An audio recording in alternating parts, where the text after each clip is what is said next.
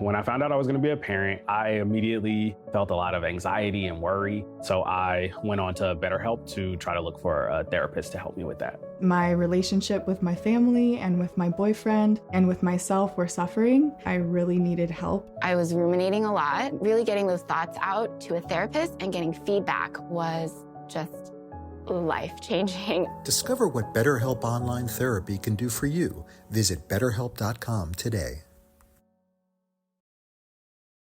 To get this episode of Forensic Tales ad-free, please visit patreon.com/Forensic Tales. Forensic Tales discusses topics that some listeners may find disturbing. The contents of this episode may not be suitable for everyone. Listener discretion is advised. Back in 1980, two roommates, Michelle and Rita, lived together in a condo in Southern California. Both were happy, and one was newly in love. Then one early morning, Rita came home. When she arrived, the front door was unlocked. She rushed inside to find her roommate lying half naked and covered in blood. Rita ran to the neighbor's house screaming. But when paramedics arrive, it's too late. 20-year-old Michelle Wyatt is gone. This is Forensic Tales, episode number 156, The Murder of Michelle Wyatt.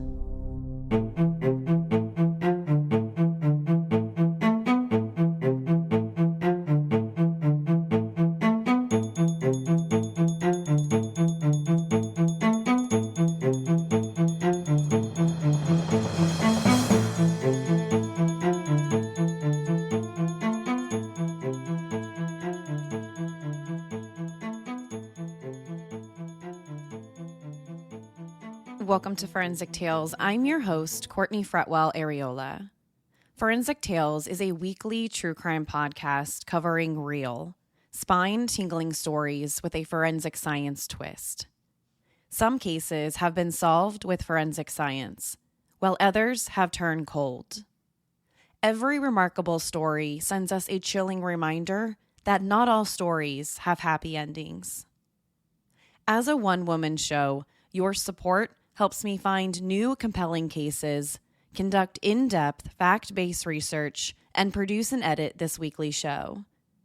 As a thank you for supporting the show, you'll get early ad-free access to weekly episodes, shout-outs in episodes, priority on case suggestions, and access to weekly bonus episodes. To support Forensic Tales, please visit patreon.com/Forensic Tales. Or simply click the link in the show notes. Before we get to the episode, we've got a new supporter that I want to thank. Thank you so much to Nora for becoming a patron of the show. You can also support the show by leaving a positive rating with a review. Now, let's get to this week's episode. Before we talk about Michelle Wyatt's story, I wanted to take a moment to wish all of you a very happy holiday season and new year. I am incredibly grateful for all of you that listen and support the show. And I hope this holiday season and new year brings you and your families all the love in the world. On October 9th, 1980, a young woman named Rita returned home to her Kerrigan Court condo in Santee, California, a suburban city in San Diego, California, about 25 miles outside the larger city of San Diego. Throughout the 1980s, violent crime rates were extremely high in Santee, California. It wasn't uncommon for any condo community in San Diego County to see its fair share of rapes, assaults, and even murders. On this particular day in October 1980, Rita returned to her condo after spending the night at her boyfriend's place. She shared the condo at Kerrigan Court with her roommate, 20-year-old Michelle Wyatt. They had been living together for a while and met after needing a roommate. Although Rita was a few years older than Michelle Wyatt, the two instantly became close friends. Rita considered Michelle to be like a younger sister to her. When Rita arrived at the condo that morning, she was surprised to see that the curtains were closed but the lights were still on. She assumed her roommate Michelle was awake. However, when Rita stopped at the mailbox to collect the mail before going inside, she noticed the front door was left unlocked. This was definitely not like Michelle. She was always careful about locking up. Rita opened the front door and immediately saw Michelle lying on the floor of the living room. She was partially naked with her pink bathrobe opened, exposing much of her body. Michelle had a blank look and stared straight up at the ceiling with her eyes open. Rita quickly dropped the mail she was holding and ran across the street to one of her neighbors. She pounded on the neighbor's door, crying out for help. The neighbor followed Rita back to her in Michelle's condo, and when the neighbor went inside, she confirmed Rita's worst fear. Her friend and roommate, 20-year-old Michelle Wyatt, was dead. After discovering Michelle's body, San Diego police officers and paramedics arrived at the condo. Paramedics checked to see if there was anything they could do to save Michelle, but they were too late. She had been dead for at least several hours. So once Michelle Wyatt was pronounced dead, Santee homicide detectives were called. The murder investigation was underway. Rita immediately called Michelle's mom, Louise Wyatt, and told her something had happened to Michelle and that she needed to get to the condo as soon as possible. When Michelle's mother, Louise, arrived at Carrington Court, the entire complex was surrounded by black and white police cars. She knew something terrible must have happened to her daughter the moment she arrived. When Louise got closer to Michelle and Rita's unit, she flagged down one of the police officers standing outside. She asked the police officer if something had happened to Michelle. The officer said yes. She then asked if she was dead. The officer said yes. Michelle Wyatt was murdered. Michelle's mother waited outside her daughter's condo for 4 hours while the police began their investigation. The police called Michelle's father, Raymond Wyatt, and told him he needed to leave work and get to the condo immediately. He knew from the second he spoke with the police that his oldest child and only daughter was dead.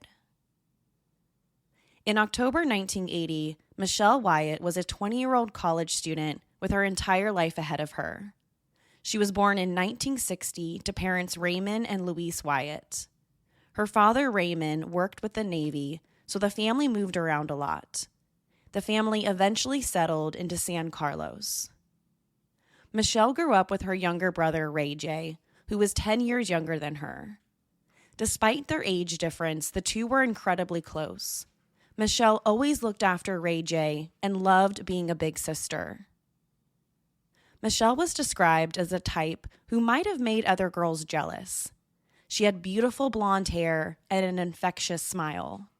She was intelligent, friendly, and had many friends. Everyone gravitated to her because of her bubbly and vibrant personality. At the time of her murder, Michelle was a college student at Mesa College in San Diego. She was studying communications and oceanography, but was also considering art school. From when she was a kid, Michelle was always on the go. She enjoyed everything from running to scuba diving. She was also a fierce reader who had a new book in her hand almost weekly. Michelle worked as a food clerk and cashier at a Safeway grocery store in Mission Village. While working at Safeway, she met her boyfriend, Pat. From the moment Michelle and Pat met, they instantly hit it off. Michelle caught his attention with her beautiful blonde hair and big smile, and Michelle was captivated by Pat's charm. Shortly after meeting, the two started dating, and by October 1980, Pat and Michelle were serious. Michelle had even mentioned to her mother that she thought Pat could be the one. But Michelle Wyatt's life came to a crashing halt on October 9th, 1980, inside her Santee, California condo.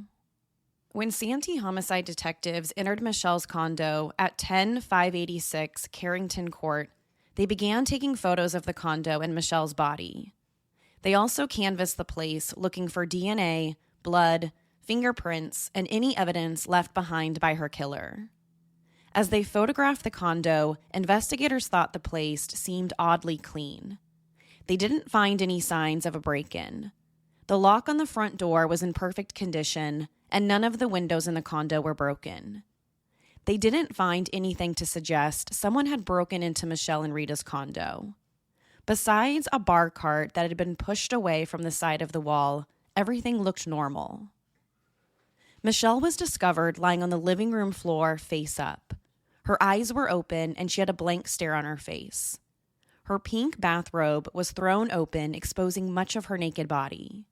And she had a towel tied around her neck that had been taken from an open drawer inside the kitchen. Whoever killed Michelle ripped the towel to be able to fit it around her neck. A cord was discovered wrapped around the towel and Michelle's neck. Detectives quickly discovered the cord around Michelle's neck was a phone cord taken from inside Rita and Michelle's condo. The phone cord was tied around a 3-inch wooden block discovered on the floor, almost like a Jenga puzzle piece. It appeared like the wooden block had been used like a garrote around Michelle's neck. Besides Michelle's body, the homicide detectives noticed the contents of her purse were dumped out on the floor like someone had rummaged through it. But nothing from the bag appeared to be missing. Inside the first floor bathroom, the police found Michelle's purse. It was discovered stuffed down the toilet like someone tried flushing it. Besides the purse and the toilet, nothing appeared out of place inside the bathroom. There were 2 hair dryers on the counter, and it looked like a bathroom 2 female roommates shared. The investigators dusted the bathroom for fingerprints and found a thumbprint on the medicine cabinet. Once investigators finished examining Michelle's body in the living room, she was taken to the medical examiner's office. Her autopsy was performed the next day. The autopsy confirmed that the victim was 20-year-old Michelle Wyatt, and it also shed light on what happened to her. The medical examiner determined that Michelle was a victim of foul play and died from asphyxiation from ligature strangulation. She was strangled with the phone cord and towel placed around her neck. Besides evidence of strangulation, the medical examiner also found significant blunt force trauma injuries to the left side of her face. She also had severe bruising below her left eye. These injuries suggested Michelle may have been struck over the head with a blunt object before she was strangled. The autopsy also confirmed the investigators' suspicions that Michelle had been sexually assaulted. When her body was discovered, she was naked with her bathrobe thrown to the side. The medical examiner took swabs from her body, and when the swabs were tested, semen was found. Evidence suggested she was sexually assaulted both pre- and post-mortem. Based on the body's rigor mortis, her time of death was estimated to be between 1 and 2 a.m. on October 9th, several hours before her roommate discovered the body. At the time of Michelle's murder in 1980, police departments didn't have advanced DNA or forensic testing. In murder investigations like this, they needed to rely on good old-fashioned police work. They needed to canvass the area and identify potential witnesses who either heard or saw anything around the condo. While looking for witnesses, the police learned that 2 of Michelle's neighbors heard something around the time that they believed she was killed. The neighbors said they heard female screams and dogs barking around Michelle's condo between 12 and 1 a.m. Michelle had 2 dogs, so the dogs the neighbors heard might have been Michelle's dogs. But according to the neighbors, they didn't call the police. The screams and barking dogs didn't raise enough alarm bells for them to think that anything was wrong. So instead of calling for help, the neighbors went back to bed. Sometimes people just don't want to get involved. Even if someone hears or witnesses a possible crime, they don't want to get involved. Sometimes it's because they don't want to be questioned by the police. Other times, they simply brush it off and are worried that if they call the police and it turns out to be nothing, they'll get in trouble.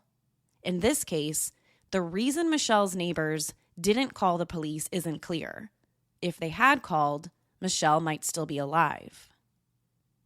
While canvassing Michelle's neighborhood, they identified a promising witness. His name was Teddy, and he was one of Michelle's neighbors who lived directly across the street. Teddy told the police that on the night of the murder, he saw Michelle playing a game of pool with her boyfriend inside the garage. He said he noticed Michelle's garage door was closed when he went to bed that night, and her boyfriend's car was still parked outside. But when he woke up the following day to get ready for work, he said the boyfriend's car was gone. Other than that, Teddy the neighbor couldn't provide the police with much additional information. Investigators spoke with Michelle's family, friends, and roommate Rita. They needed to find out as much as possible about who Michelle Wyatt was and find out if there was anyone who wanted her dead. But after speaking with her family and friends, they all felt the same. Everyone said how much they loved Michelle and how sweet she was. No one could think of anyone who would want it to harm her. Michelle simply didn't have enemies. When the detectives spoke with Rita, they learned about an incident that happened a few weeks earlier. When Rita sat down for an interview, she said that a couple weeks earlier, a man approached and attacked her as she walked up to the condo's front door. She was able to fight the man off and call the police. But when the police arrived at the condo complex, the man was long gone, and the police were never able to find out who this man was. The incident troubled Rita so much that she told Michelle that she was considering moving out. The police looked into this incident to see if it had anything to do with Michelle's murder, but it turned out to be a weird coincidence. The attack on Rita didn't seem to have anything to do with Michelle's murder. Within a few days after Michelle's murder, the police were able to create a timeline of her last known activities. Wednesday, October 8th, was a regular day for Michelle. She attended 2 out of the 3 classes she had scheduled that day at Mesa College. She decided to ditch her third and final class of the day so that she could go for a run with her boyfriend, Pat. After the jog, Michelle went to her usual tap dance lessons. She had been taking these tap dance lessons 3 times a week since she was 7. After the dance class, she met back up with her boyfriend, Pat, at the condo in Carrington Court. They played 3 games of pool inside the garage, and Michelle won all 3 games. Then around 9:00 p.m., Michelle and Pat went back inside the condo where they watched TV for a few hours. Although Pat couldn't remember if he locked the back door from the garage leading into the condo, the police said it was still locked when they arrived. According to Pat, he left Michelle's condo at around 12:45 a.m. He said he couldn't stay the night that night because he had to get up early for work the next day. He said when he left, he locked the front door using a key that Michelle had recently given to him. That was the last time Pat or anyone else saw Michelle alive. Research tells us that we are far more likely to be murdered by someone we know compared to a random stranger. The types of crimes that happen to Michelle are generally perpetrated by someone close to the victim, a friend, boyfriend, or husband. It's quite rare for someone to be assaulted and murdered inside their home by a random stranger. So naturally, the first person the police wanted to speak to was Michelle's boyfriend, Pat. Not only was he the victim's boyfriend, but he was also the last one to see Michelle alive. As the boyfriend, he automatically became murder suspect number 1. But when the police sat down and spoke with Pat, he said he had no reason to kill Michelle. He said he loved her and had no idea what happened to her after he left the condo around 12:45 a.m. He provided the police with samples of his blood and hair to compare them to any evidence found inside the condo related to the murder. He even took a polygraph test, which he passed. Michelle's parents and friends didn't think Pat could be involved. By all accounts, the two had a great and loving relationship. Everyone said Pat loved Michelle and he could have never done this horrendous murder. Pat told the police his only regret was not staying at Michelle's place that night. He said he only left that night because he had to get up early for work the next day. If Pat had stayed the night that night, Michelle might still be alive. Although the police still thought Pat might have been involved, they had no solid evidence against him, and they were forced to consider other possible suspects. The police found a second promising suspect.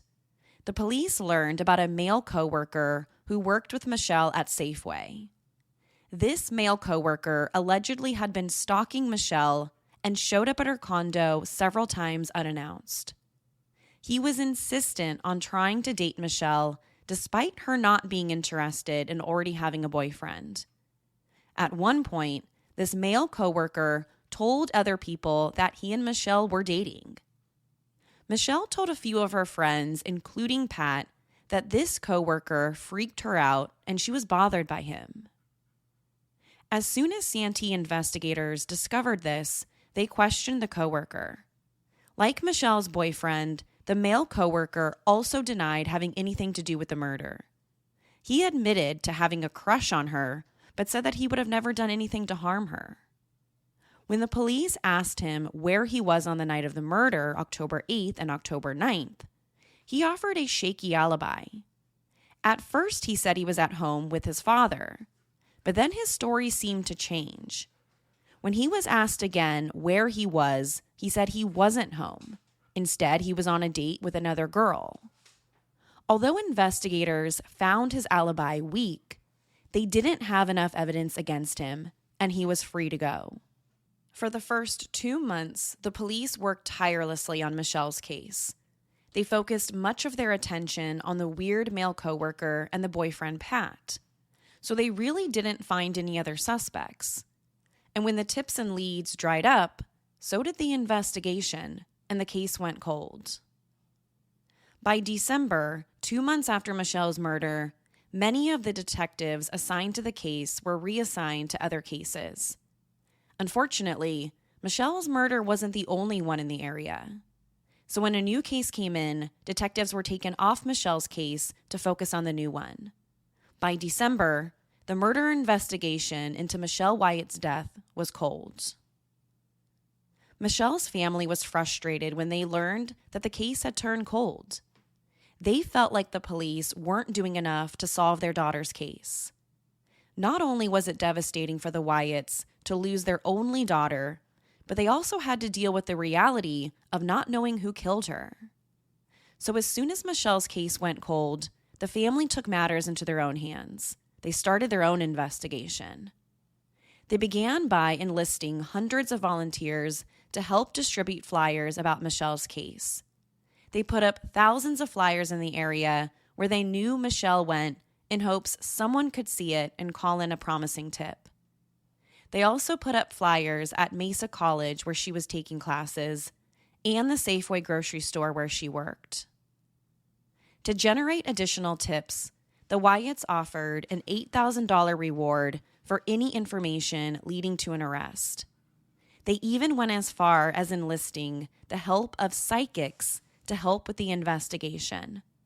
But the case was still cold despite their best interest in finding out what happened to Michelle. And no one was closer to finding her killer. Years went by, and Michelle's aging parents were forced to continue grieving Michelle while at the same time not knowing who killed her. They always hoped that he would be caught, but they didn't know when. Michelle's mom, Louise, went to the gravesite every week to bring fresh flowers to put on her daughter's grave. There wasn't a break in the case until 16 years later. By 1996, there had been some significant advancements in DNA and forensic testing. At the time of Michelle's murder in 1980, police departments were extremely limited with the kinds of forensic evidence they could test.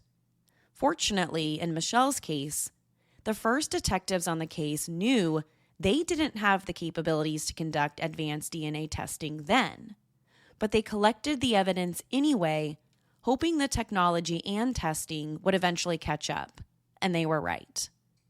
By 1996, many advances had been made, particularly in DNA testing. So in October 1996, veteran homicide detective Ed Stevens and his partner, Tim Carroll, reopened Michelle's case.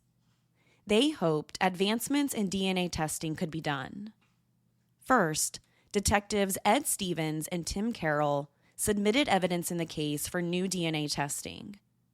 they submitted the swabs taken from Michelle's sexual assault kit to a lab to be tested in October 1996. The results came back a few months later in March 1997, and the results revealed that there was an unknown male DNA profile identified from the sexual assault kit. Michelle's killer had left behind semen evidence on her body. The next step was to take the unknown DNA profile and run it through CODIS, our national DNA database. But when Detective Stevens and Carroll submitted the DNA profile to CODIS, they didn't get a hit. No one in the database matched the DNA collected from Michelle's body. Initially, this seemed like a major blow to the case, but the DNA sample was still helpful to investigators. They could take the DNA sample and compare it to many suspects the police interviewed over the years. Ultimately, they ruled out over 90 people who provided DNA samples. But once all the potential suspects were ruled out, the case went cold again. It would be another 4 years until Michelle's case was reopened. In June 2000, additional DNA testing was done on the case. This was at a time when DNA testing was rapidly evolving. In only 4 short years later, police departments had access to even better forensic testing. In June 2000, the samples collected from Michelle's sexual assault kit were retested using more sensitive and advanced methods. Not only did the testing reveal a complete male DNA profile, but the test also revealed 2 male DNA profiles on Michelle's body. One of the profiles belonged to Michelle's boyfriend, Pat, but the second profile came from an unidentified male. This new testing in 2000 allowed investigators to finally rule out Pat as a suspect. Pat's DNA was found on the internal vaginal swabs taken from Michelle's body. This indicated earlier sexual intercourse. The second DNA profile was discovered on the exterior vaginal swabs, indicating post-mortem sexual activity. The internal DNA was matched to Pat, which made sense to investigators. The other DNA belonged to the unknown male who the police believed sexually assaulted and killed Michelle. This DNA testing also officially ruled out Michelle's creepy coworker. He was completely eliminated by DNA testing in October 2000. Despite 2 earlier breakthroughs in DNA testing, the investigation was once again stalled. The only thing the police had was the unknown DNA profile collected from Michelle's sexual assault kit, but they had no one to match it to. So the sample was only good for ruling out potential suspects they had previously considered. For the next 2 decades, the mystery surrounding Michelle Wyatt's murder continued. Her case file sat on a shelf in the cold case division until a fresh set of eyes could look at it. But that took years. Detective Brian Patterson from the Santee Police Department started looking at Michelle's case again in 2019. It had been 39 years, and the department was desperate to try anything they could to finally solve it. Michelle's murder was one of the area's longest and oldest cold cases. In March 2020, the California Department of Justice approved a familial DNA search on the case. This allowed Detective Brian Patterson and his department to compare the DNA profile from Michelle's case to the offenders in the California State DNA database. Not only did they look for an exact match, but they also looked for the killer's relatives. But the search turned up nothing. They didn't find any matches in the state database. Neither Michelle's killer nor anyone in his family had been arrested in California for a violent crime that required them to provide a DNA sample. After the familial search turned up nothing, Detective Patterson and his department decided to make one last attempt at solving Michelle's murder, this time with genetic genealogy. Genetic genealogy is the combination of genetic analysis with traditional genealogical research. This revolutionary type of DNA testing is especially useful when the police have unknown DNA, but no one to match it to or compare it against. Following the arrest and capture of the Golden State Killer using genetic genealogy, police departments around the country are starting to carry out their own genetic genealogy work. In Michelle's case, the Santee Police Department wondered if the same testing could be done in their case. In September 2020, the unknown male DNA collected from Michelle's sexual assault kit was sent to a commercial lab, Family Tree DNA. Detectives then uploaded the results to GEDmatch, a DNA comparison and analysis website. When they got the results, they found around 1,000 relatives of the suspect. With these relatives, they got to work building out family trees centered around 4 or 5 closest matches to the suspect. The DNA testing and creation of family trees led them to a female relative who shared over 1,000 centimorgans with the suspect. Centimorgans are units used to measure the genetic distance between one person to another. In this case, the investigators found a female relative who shared over 1,000 centimorgans with Michelle's killer. This meant she was likely a first cousin. Once Santee investigators identified this female relative, they contacted her for help. They told her what they were doing, and they thought that she might be related to Michelle's killer. Although they ran a risk of tipping her relative off if she knew anything, they were still willing to take the risk. Detectives asked her to upload her DNA to Ancestry, one of the biggest DNA databases. They needed her to voluntarily provide her DNA to Ancestry because Ancestry isn't accessible to law enforcement searches. So after she uploaded her DNA, she needed to turn the results over to the police so they could analyze them. This search led investigators to her father and his 2 male siblings. All 3 of them were potential matches and suspects in Michelle's murder. But further testing also identified one of her uncles, a guy with the nickname Rusty. Rusty was either Michelle's killer or a close match. Once the police identified Rusty, they started digging into who he was. They discovered that he didn't have any documented children, and he passed away years earlier in Missouri in 1996. Could he be Michelle's killer? Investigators needed to dig even deeper into Rusty's life to find out if he was the guy they had been searching for almost 4 decades. Through their investigation, they learned that he had been married a few times, but he didn't have any children with any of his wives.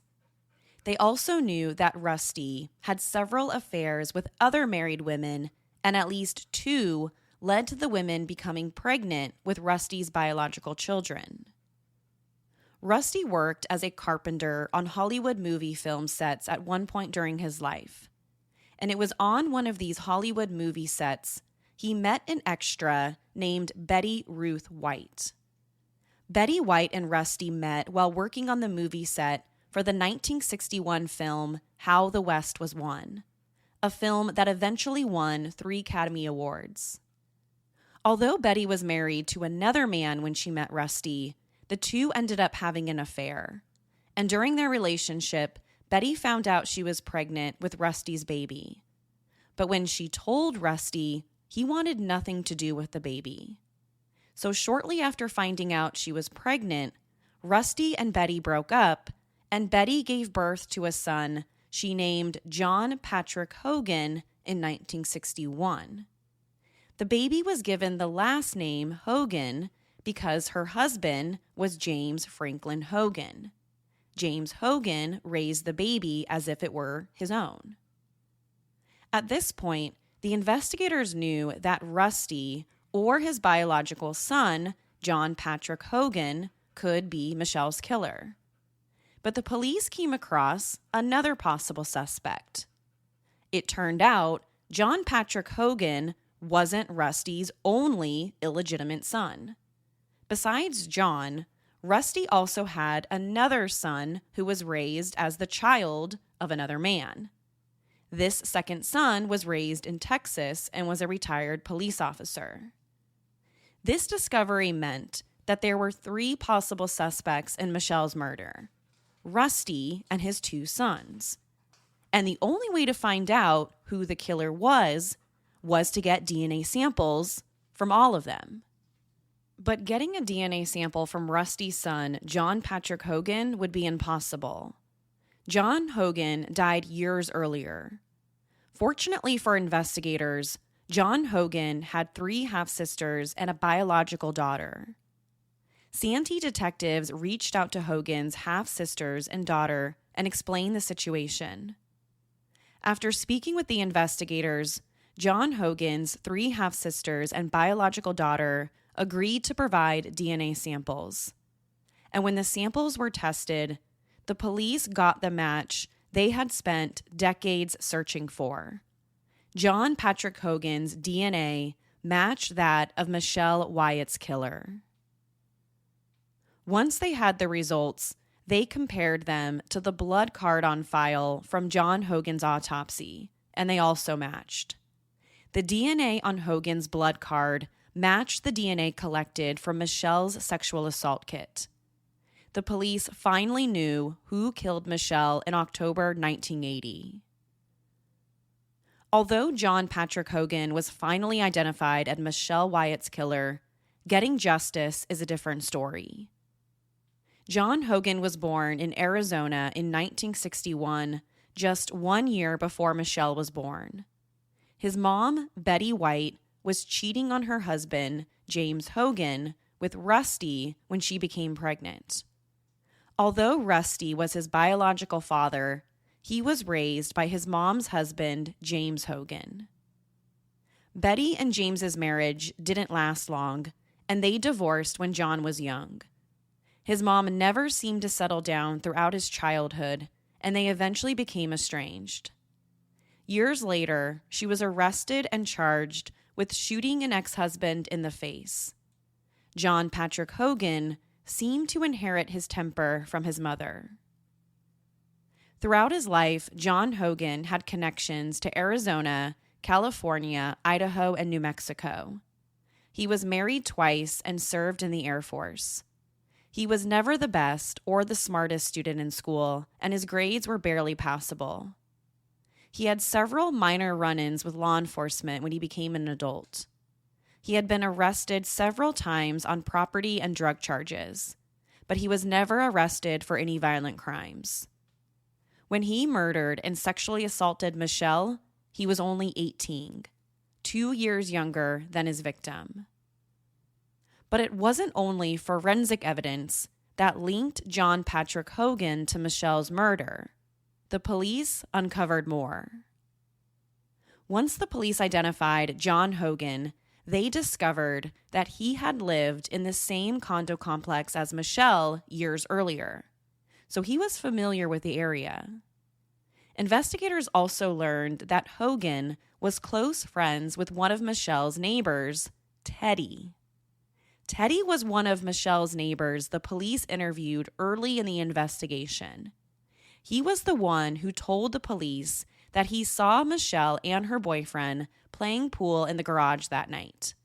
He also said he saw her boyfriend's car parked outside the condo when he went to bed, but the car was gone when he got up for work the following day.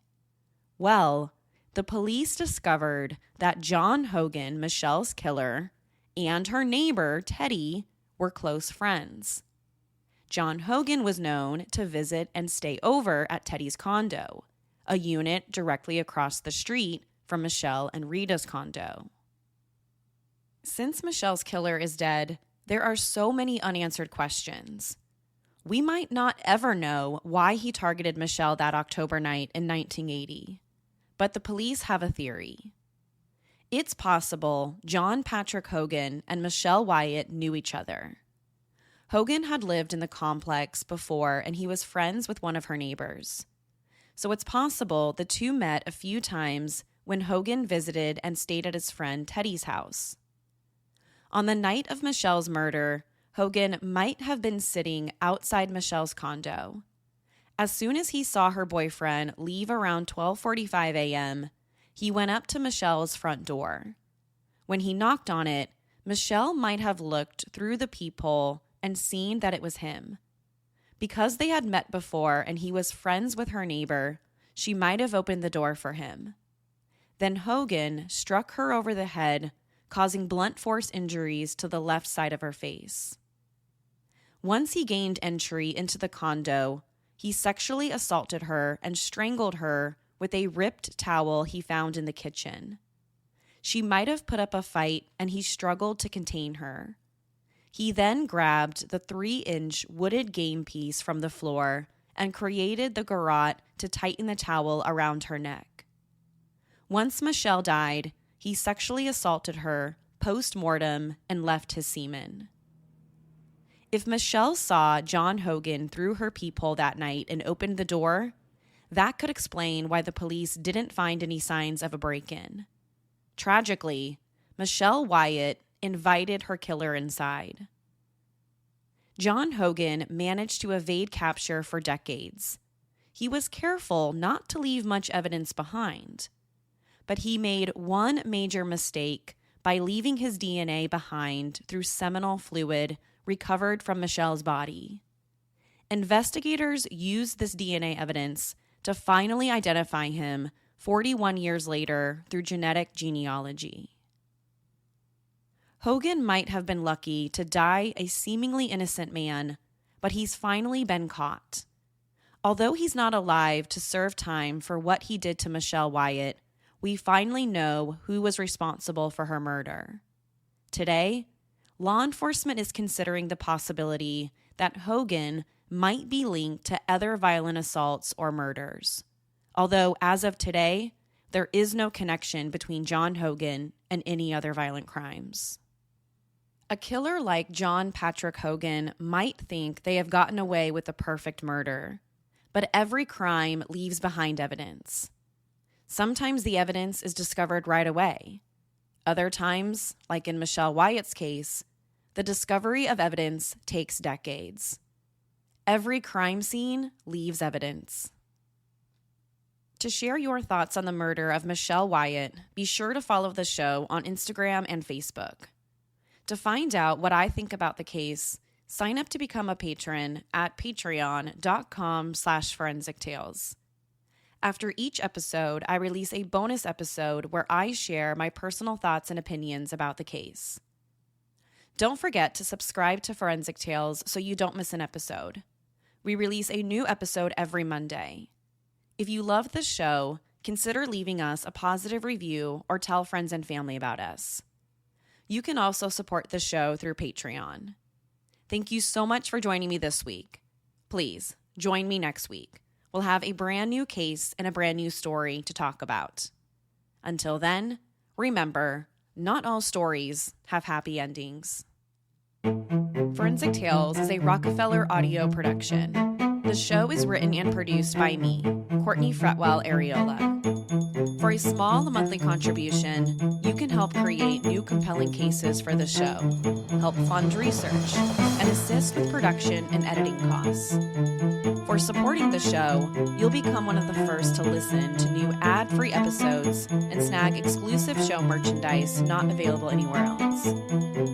To learn about how you can support the show, head over to our Patreon page, patreon.com/forensictales, or simply click the support link in the show notes.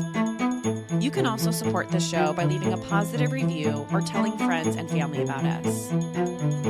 Forensic Tales is a podcast made possible by our Patreon producers, Tony A., Nicole L., David B., Nicole G., Paula G., Christine B., Karen D., Sherry A., Elizabeth M., Michael D., Lisa S., Nicola, and Nora. If you'd like to become a producer of the show, head over to our Patreon page or email me at Courtney@forensictales.com to find out how you can become involved. For a complete list of sources used in this episode, please visit forensictales.com. Thank you so much much for listening. I'll see you next week. Until then, remember, not all stories have happy endings.